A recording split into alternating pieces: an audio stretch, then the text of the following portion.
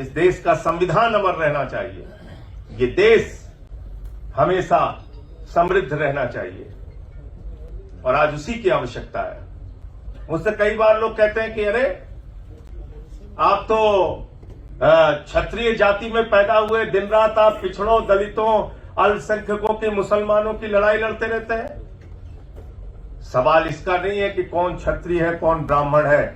जनेश्वर मिश्रा जी वो शख्स थे जो डॉक्टर लोहिया के साथ जाति तोड़ो जनेऊ तोड़ो आंदोलन में हिस्सा लिया उन्होंने बढ़कर के।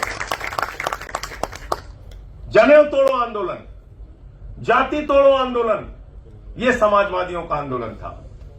किस जाति से आप आते हैं ये महत्वपूर्ण नहीं है, महत्वपूर्ण है किस विचार को आप मानते हैं। और हम अगर लोहिया के विचार को मानते हैं, बाबा साहब डॉक्टर भीमराव अंबेडकर के विचार को मानते हैं, तो हम कभी जाति के नाम पर भेदभाव की राजनीति का समर्थन नहीं कर सकते, बल्कि समाज के वंचित लोगों के लिए हमेशा संघर्ष करेंगे और उनकी लड़ाई लड़ने का काम करेंगे।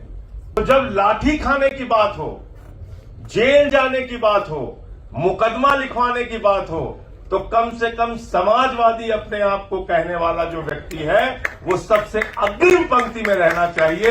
ये जनेश्वर जी की सोच और विचारधारा।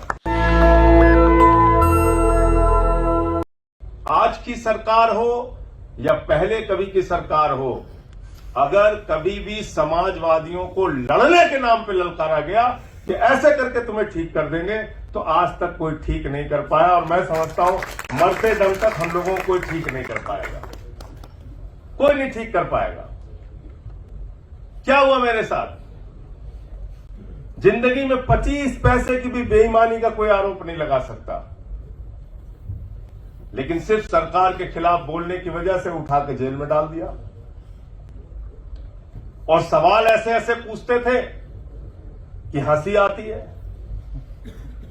कहते हैं ये बताइए श्रीमती राधिका सिंह जी कौन है? मैंने कहा क्यों, क्या हुआ? नहीं, उन्होंने आपके खाते में 1.5 लाख रुपए डाला है। तो मैंने कहा भाई आप हमारी ईमानदारी की जांच कर रहे हैं या बेईमानी की जांच कर रहे हैं? बोले नहीं, जितना पूछा जाए उतना आप जवाब दीजिए। मैंने कहा श्रीमती राधिका सिंह जी मेरी मां है और वो स्कूल के टीचर थी और रिटायरमेंट के बाद उनको पेंशन मिलती है और मैं अपने इंश्योरेंस का पैसा नहीं जमा कर पा रहा था, इसलिए मुझे अपनी मां से 1.5 लाख रुपए उधार लेना पड़ा। ये है जांच, ये है कार्रवाई, ये है कार्रवाई। ये बैठे हैं राजीव राय, इनके ऊपर छापा हुआ, इनसे पूछते हैं 10,000 रुपए आपने अपने पत्नी के खाते में क्यों दिया? बताइए आप। 5,000 रुपए इनको बेलन से मार खाना है, पत्नी को 5,000 नहीं देंगे। ऐसे है, ये हो रहा है। लेकिन मैं ये कहना चाहता हूं कि इस बार का जो 24 का जनादेश है वो कम से कम इस बात के ऊपर तो मोहर लगाता है कि भारत सबका देश है। हिंदू हो, मुसलमान हो, सिख हो, ईसाई हो, अगड़ा हो, पिछड़ा हो, दलित हो, सवर्ण हो, हम सब यहां पर मिलकर रहेंगे। बांटने की राजनीति इस देश के अंदर सफल नहीं होगी और ये अच्छी बात है, ये अच्छी बात है। और मुझे अटल जी का एक भाषण में सुन रहा था, उन्होंने कहा पार्टियां बनेंगी बिगड़ेंगी, ये लोकतंत्र अमर रहना चाहिए, इस देश का संविधान अमर रहना चाहिए, ये देश हमेशा समृद्ध रहना चाहिए और आज उसी की आवश्यकता है। जनेश्वर मिश्रा जी से अगर हम लोग कुछ सीख सकते हैं तो जिंदगी में सादगी सीख सकते हैं, बहादुरी सीख सकते हैं, समाजवादी विचारधारा पर चलने का संकल्प ले सकते हैं।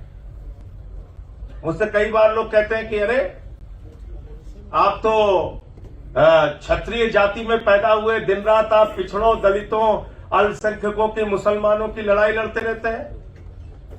सवाल इसका नहीं है कि कौन क्षत्रिय है कौन ब्राह्मण है।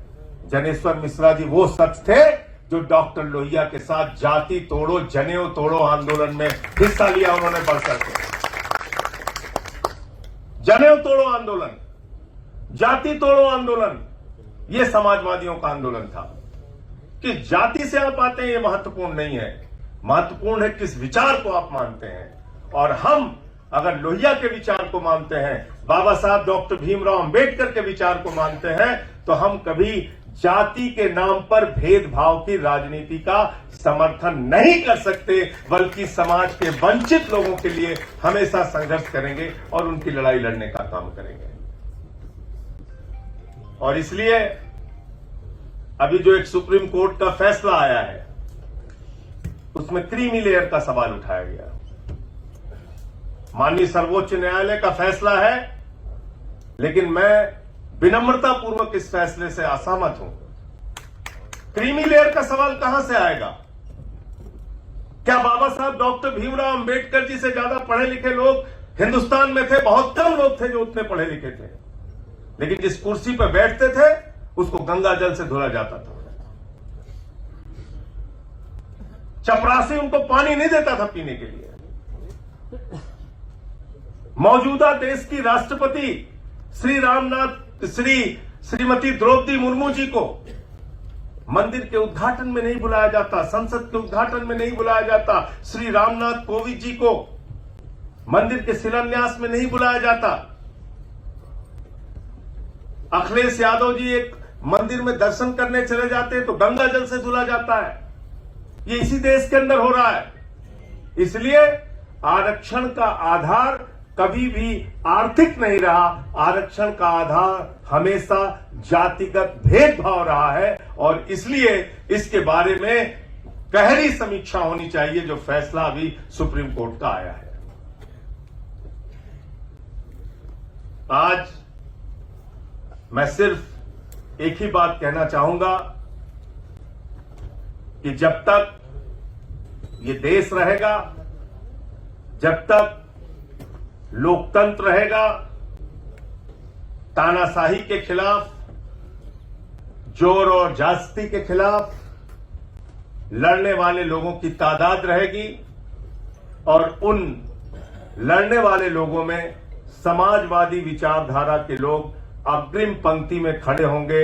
अगर वो जनेश्वर मिश्रा जी को मानते हैं, डॉक्टर लोहिया को मानते हैं, मधु लिमेर जी को मानते हैं, राजनारायण जी को मानते हैं, अगर वो समाजवादी नेताओं के जीवन में जरा सा भी यकीन रखते हैं, नेताजी मुलायम सिंह यादव जी को मानते हैं, रघु ठाकुर जी को मानते हैं, अगर उनका समाजवादी विचारधारा में तनिक भी यकीन है, तो जब भी लोकतंत्र पे प्रहार होगा, जब भी संविधान पे प्रहार होगा, जब भी इस देश के भाईचारे को तोड़ने की कोशिश की जाएगी, समाजवादी धारा के लोग आगे बढ़कर उसके खिलाफ लड़ाई लड़ने का काम करेंगे। उसका कोई भी खामियाजा उठाना पड़े, हम लोग उठाने के लिए तैयार हैं। नेशनल दस्तक की आपसे गुजारिश है कि अगर इसको बचाना चाहते हैं तो नेशनल दस्तक को सब्सक्राइब करने के लिए रेड कलर के सब्सक्राइब बटन को दबाएं, फिर बेल आइकन की घंटी दबाएं। नेशनल दस्तक को बचाने के लिए बहुत जरूरी है कि हर खबर को शेयर करें, लाइक करें, कमेंट जरूर करें।